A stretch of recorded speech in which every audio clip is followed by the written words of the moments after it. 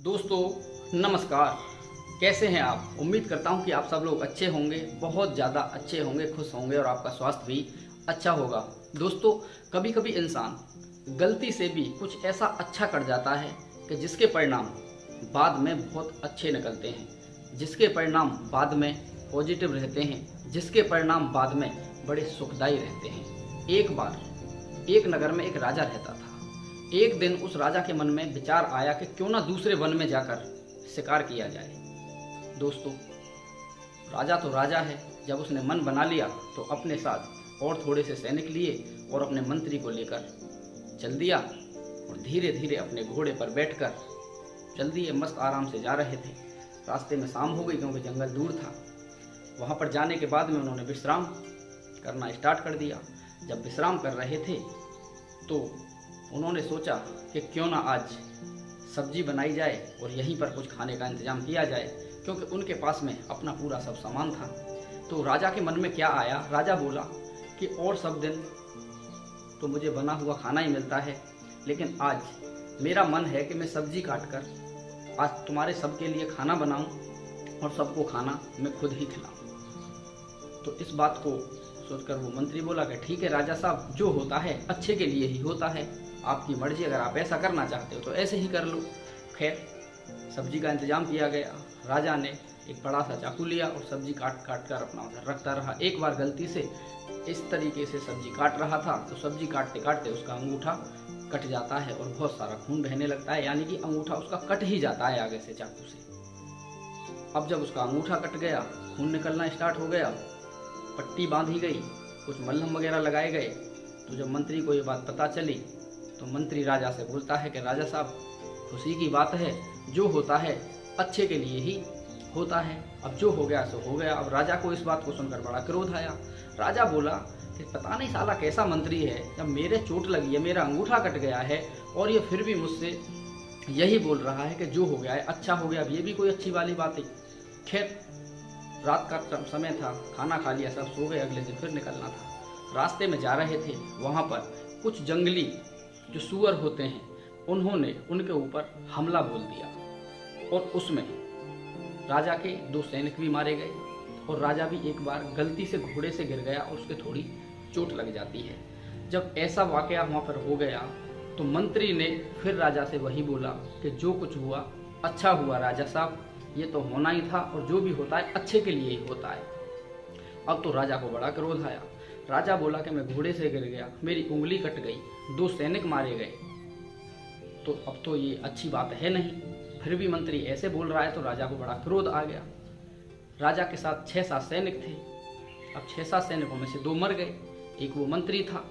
तो मंत्री के राजा ने एक लात मारी क्रोध की वजह से और बोला कि तू यहाँ से निकल जा, और 4 सैनिकों को बोला कि इस मंत्री को ले जाओ और ले जाने के बाद में इसको जेल के अंदर, कारागृह के अंदर डाल दो और मैं अकेला ही शिकार करने के लिए जाऊंगा। दोस्तों मंत्री को जेल के अंदर डाल दिया गया। अब राजा रह गया अकेला। राजा अपने घोड़े पर बैठकर जंगल की तरफ चल दिया। अब वो उसी जंगल में पहुंच गया जहां पर उसको शिकार खेलने के लिए जाना था। दोस्तों शिकार की तलाश में इधर उधर अपना भटक रहा था। वहाँ कुछ आदिवासी, कुछ ऐसे व्यक्ति रहते थे जो इंसानों की बलि चढ़ाते थे। उन्होंने राजा को बंदी बना लिया और पकड़ लिया धोखे से। अब तो राजा डरने लगा। अब तो राजा को लगा कि अब तो मेरी जान चली जाएगी। दोस्तों वो जितने भी आदिवासी लोग थे उन्होंने राजा को बंदी बनाकर अपने साथ ले गए और जहाँ पर ले गए थे वहाँ उन आदिवासियों का एक सरदार रहता था। अगले दिन पूर्णिमा थी और पूर्णिमा के दिन उनको किसी इंसान की बलि देनी थी अपने देवता को प्रसन्न करने के लिए। दोस्तों राजा को नहलाया गया, राजा को खाना खिलाया गया, राजा की आखिरी इच्छा पूछी गई। अब डर की वजह से कौन आखिरी इच्छा बताता है।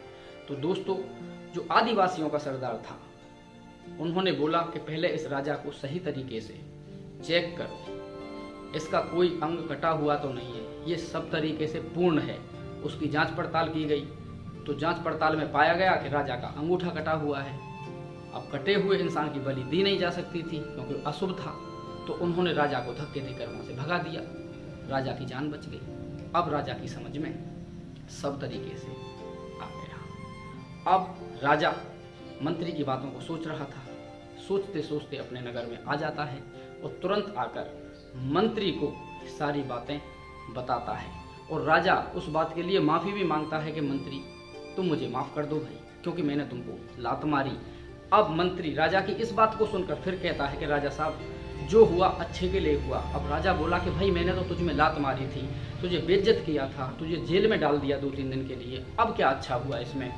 अब मंत्री बोलता है कि राजा साहब, अगर आपका अंगूठा नहीं कटता तो मैं आपके लिए इस तरीके से नहीं बोलता कि जो कुछ हुआ अच्छे के लिए हुआ।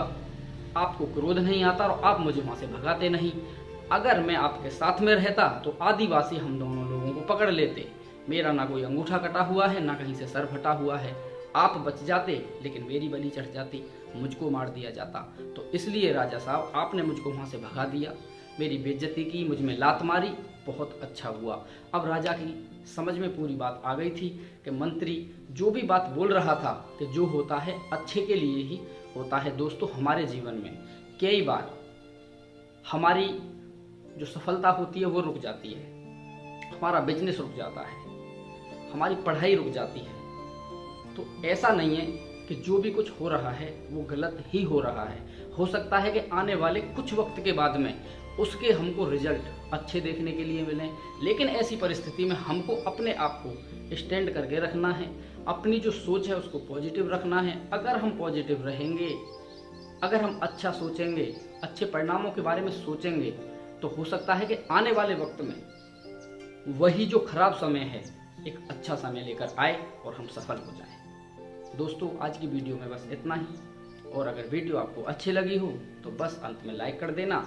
और वीडियो के लास्ट में फिर वही बात कि ज़िंदगी में कर दिखाइए कुछ ऐसा कि आपका बेटा बनना चाहे आपके जैसा। जय हिंद, जय भारत, वंदे मातरम।